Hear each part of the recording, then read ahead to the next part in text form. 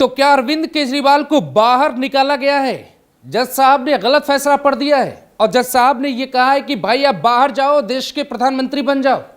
क्या इस देश की ब्यूरोक्रेसी ने अरविंद केजरीवाल को बाहर निकाला है?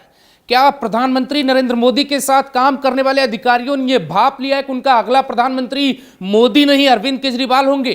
तिहाड़ी अरविंद केजरीवाल, मतलब तिहाड़ से निकल कर आए हैं तो तिहाड़ी अरविंद केजरीवाल बोला जा रहा है उनको। तो क्या वो मुख्यमंत्री नहीं या प्रधानमंत्री बनने जा रहे हैं? आप जरा ये देखिए, बाहर निकले या निकाले गए, केजरीवाल की बेल के पीछे छुपा है बड़ा राज। ध्यान से सुनिए, बाहर निकले या निकाले गए। जज साहब तक ये वीडियो आप पहुंचा दीजिए प्लीज। जज साहब, जस्टिस खन्ना साहब के पास ये वीडियो पहुंचा दीजिए। जस्टिस खन्ना साहब के पास उनकी ईमानदारी पे कैसे सवाल उठाया जा रहा है। उसके बाद केजरीवाल की बेल के पीछे छिपा है बड़ा राज। ब्यूरोक्रेसी से कोर्ट तक जो चल रहा है सुनकर हिल जाएंगे आप। तो प्रधानमंत्री अरविंद केजरीवाल बन रहे होंगे, इसका मतलब। इस वीडियो में जो कहानी बताई है वो वीडियो आप जाके इनके चैनल पे देख सकते हैं, लेकिन जो इनकी कहानी है वो आपको सुनाते हैं कि इन्होंने इस वीडियो में किस बात का जिक्र किया है। इनका कहना है इशारों ही इशारों में कि ब्यूरोक्रेसी ने यह भाप लिया है कि प्रधानमंत्री मोदी 4 जून के बाद झोला उठा के चले जाएंगे। इन्होंने ये भाप लिया है कि योगी आदित्यनाथ के अब कोई जगह नहीं बची। इन्होंने ये भाप लिया है कि आने वाले वक्त में अरविंद केजरीवाल या तो गृह मंत्री बनेंगे या सीधे पीएम की कुर्सी पे बैठ जाएंगे। सत्यानाश इस देश के पढ़े लिखे लोगों का। क्या बोला है भाई इन्होंने? इसका यह मतलब है कि 2 तारीख को सुप्रीम कोर्ट के 2 जजों की बेंच ने, वो भी सीनियर जजों के बेंच ने यह कहा है कि केजरीवाल आपको वापस सरेंडर करना पड़ेगा। और ये भाई साहब प्रधानमंत्री बना रहे, ये नहीं, एक पूरा जमात बना रहे हैं, इनकी पूरी जमात इनको प्रधानमंत्री बना रही है अरविंद केजरीवाल को। आप सिस्टम को समझिए, कितना बड़ा झूठ फ्रॉड आपके साथ किया जाता है, आप जनता के साथ किया जाता है, कैसे नैरेटिव रचा जाता है, कैसे पूरी कहानी रची जाती है। सुप्रीम कोर्ट के जज का कहना है कि भैया आपको 2 तारीख को सरेंडर करना ही करना पड़ेगा और 24 से 48 घंटे पहले चुनाव प्रचार से दूरी बना लीजिएगा। लेकिन अब जज साहब पे भाई, अगर ब्यूरोक्रेसी का मतलब क्या होता है? IAS, IPS, secretary, chief secretary, यही तो होता है ना ब्यूरोक्रेसी का मतलब। जो लोग सिस्टम चलाते हैं वो ब्यूरोक्रेसी हो गए। अब ब्यूरोक्रेसी में खेल चल रहा, मतलब जो अधिकारी हैं, जो पीएमओ में बैठे हैं प्रधानमंत्री कार्यालय में या गृह मंत्रालय में या विदेश मंत्रालय में या अलग अलग डिपार्टमेंट में, उनका यह मानना है कि सरकार जो है मोदी की जारी अरविंद केजरीवाल की खातिरदारी शुरू कर देते हैं। दूसरा शब्द है कोर्ट। कोर्ट में क्या चलता है? कोर्ट में अरविंद केजरीवाल को इसलिए जमानत दी गई है क्योंकि अरविंद केजरीवाल प्रधानमंत्री बन जाएंगे। अरे आप जज साहब का फैसला समझ लो, पुराने फैसले देख लो।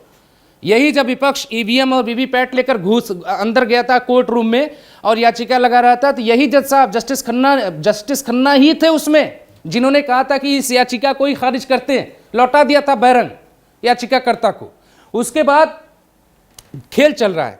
तो अब हम आपको थोड़ा एजेंडा दिखाते हैं कि हिंदुस्तान में एजेंडा और नैरेटिव कैसे रचा जाता है, कैसे पढ़े लिखे लोगों को ही बेवकूफ बनाया जाता है। देखिए आगे क्या होता है। एकदम सही, संजीव खन्ना यानी कि वो जज जिन्होंने फैसला सुनाया, केजरीवाल को बेल दे दी। यह आश्चर्य है, थोड़ी सी विवेक तो होगा तो समझ में आ जाएगा। चुनाव परिणाम के बाद बीजेपी एकमात्र स्वप्न हो जाएगी। देश की जनता भाजपा से बहुत आक्रोशित है, गठबंधन की जबरदस्त लहर है, सरकार बनने वाली है, रिजल्ट अविश्वसनीय होंगे। अभी 170-190 सीटें आने की संभावना है। तीसरे चरण के बाद का आंकड़ा है, कल 13 तारीख को चौथे चरण के बाद आंकड़े रिवाइज हो सकते हैं। मोदी और एनडीए भारी भरकम सीटों से चुनाव हार रही है। हम जज साहब पे आपको कुछ दिखाना चाहते हैं। निश्चित रूप से चुनाव आयोग ने दक्षिण में कई ईवीएम फिक्स कर रखी होंगी क्योंकि वहां जनता बीजेपी को वोट देगी। ऐसे ही आप जितने भी कमेंट्स पढ़ेंगे, ज़्यादातर लोगों का जज के फैसले पे ही सवाल उठा दिया है।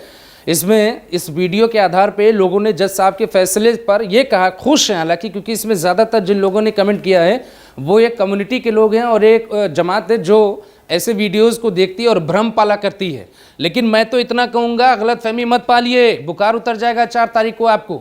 ये वाला भी वीडियो रखिएगा, मेरा वाला भी वीडियो रखिएगा। आप गलतफहमी पालिएगा, आपको दिक्कत होगी। तो 4 जून को आपको ये पता लग जाएगा कि कैसे देश में नैरेटिव गढ़ने की कोशिश की जाती है।